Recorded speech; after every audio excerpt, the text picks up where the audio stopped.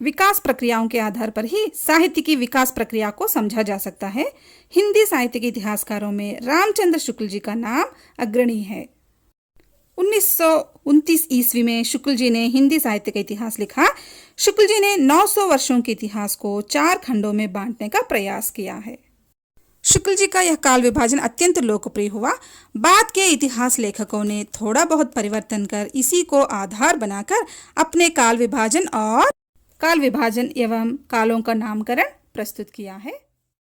आचार्य रामचंद्र शुक्ल ने सर्वप्रथम वैज्ञानिक काल विभाजन प्रस्तुत किया। उनके अनुसार हिंदी साहित्य के इतिहास को 4 कालों में विभाजित किया गया है। पहला काल है आदिकाल, इसे वीर गाथा काल भी कहते हैं। संवत 1050 से लेकर 1375 तक जो भी समय है उसे आदिकाल कहते हैं। इसे वीर गाथा काल इसलिए कहते हैं, इसमें राजाओं के युद्धों का वीरता का अच्छे ढंग से वर्णन किया गया है और आश्रयदाताओं का गुणगान किया गया है। दूसरा काल है पूर्व मध्यकाल, इसे भक्ति काल भी कहते हैं।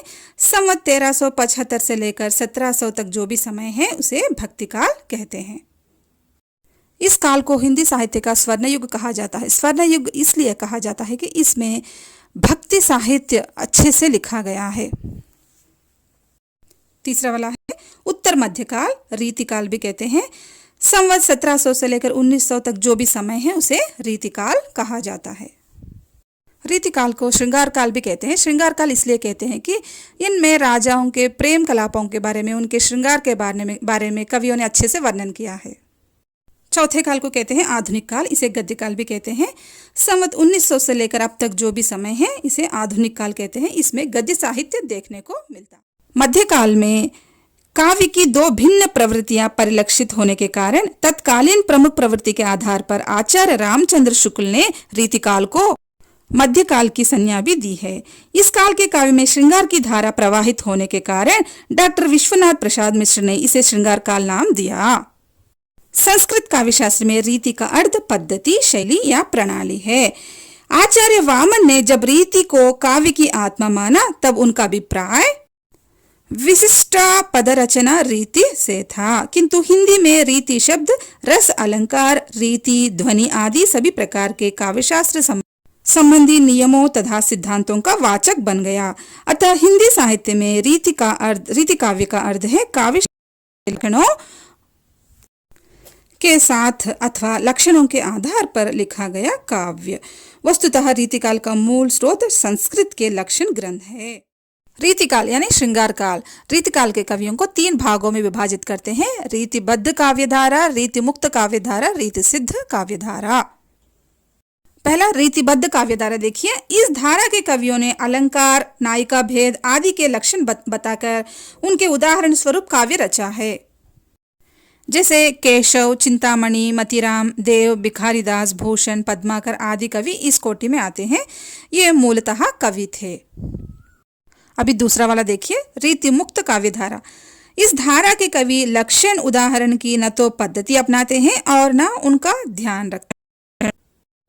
इनमें घनानंद, आलम, बोधा, ठाकुर आदि इस धारा में आते हैं।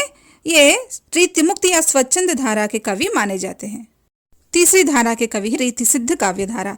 इनमें वे कवि आते हैं जो लक्षण उदाहरण की पद्धति प्रकट रूप में तो नहीं अपनाते हैं, किंतु रचना करते समय उनका ध्यान रखते हैं। इसमें बिहारी कवि आते हैं। रीतिकालीन काव्य की प्रमुख प्रवृत्तियां। प्रवृत्ति माने ट्रेंड मतलब देखो उस समय में रीतिकाल में किस तरह का साहित्य लिखा जाता था, ये हम लोग देखेंगे। रीतिकालीन काव्य की प्रमुख प्रवृत्तियों में पहली प्रवृत्ति है लक्षण ग्रंथों का निर्माण। इस काल के कवियों ने काव्य रचना के साथ साथ लक्षण ग्रंथों का भी निर्माण किया। इनमें रस विषयक, अलंकार विषयक ग्रंथों का समावेश हुआ है।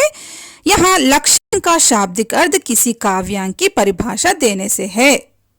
यहाँ पर काव्यांग यानी काव्य के अंग में रस, छंद, अलंकार, नायिका भेद, काव्य गुण, काव्य दोष आदि देखे जा सकते हैं। रीतिकालीन काव्य की प्रमुख प्रवृत्ति में दूसरी प्रवृत्ति है श्रृंगारिकता। श्रृंगारिकता की प्रवृत्ति रीतिकाल में सर्वत्र प्रचुरता के साथ दृष्टिगोचर होती है। प्राचीन आचार्यों ने श्रृंगार को रसराज कहा है। रीतिकाल में कवियों ने राधा कृष्ण का नाम लेकर आश्रयदाताओं की श्रृंगार लीलाओं का वर्णन करना प्रारंभ कर दिया। राधा कृष्ण की अनुरागपूर्ण लीला का वर्णन देखिए। बतरस लालच लाल की मुरली धरी लुकाई, सोह करे बोहन हंसे दैन कहे नट जाए। ये दोहा बिहारी के दोहे से लिया गया है, हमने पढ़ा था। इसमें श्री कृष्ण से बातचीत करने के लालच में राधा मुरली को छिपा देती है। इसका वर्णन बिहारी ने अच्छे ढंग से किया है। इन कवियों ने नारी सौंदर्य का नक्शे का वर्णन किया है। देखिए, रस सिंगार मज्जन किए, कंजन भंजन देन, अंजन रंजन हो बिना खंजन गंजन नैन। रीतिकालीन कवियों ने नायिका रूप वर्णन में उनके केश, मुख, बिंदी, नेत्र, नासिका आदि का सूक्ष्म चित्रण किया है। श्रृंगार के दो पक्ष यहाँ पर देखे जा सकते हैं, ये एक संयोग पक्ष और दो वियोग पक्ष। यहाँ पर दोनों का अच्छे से वर्णन मिलता है रीतिकाल में। रीतिकालीन काव्य की प्रमुख प्रवृत्तियों में तीसरी प्रवृत्ति है भक्ति और नीति।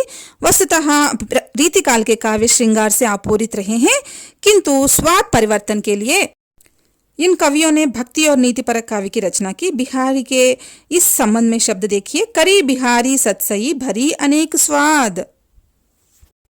राधा कृष्ण की प्रेम से आप्लावित रचनाएं देखिए। मेरी भवभादा हरो राधा नागरी सोय, जातन की झाई परे श्याम हरित द्युति होय।